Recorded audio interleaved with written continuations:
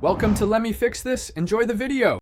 In this video, I will explain how to use your crypto, Fiat Wallet. First, ensure your bank account is securely linked within the app.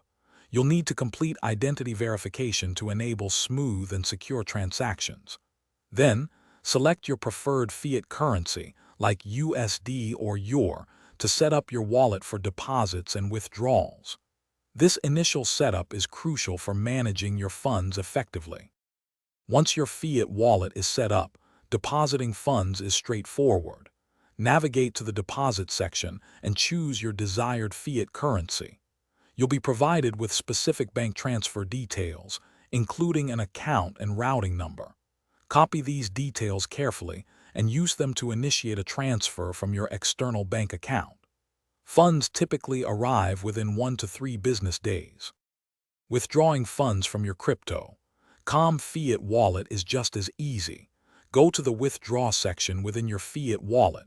Select the fiat currency you wish to withdraw and enter the amount. Confirm the transaction, and the funds will be sent to your previously linked bank account. Remember, a minimum withdrawal amount, such as $50, may apply depending on your region. The primary use of your Fiat wallet is to easily purchase cryptocurrencies.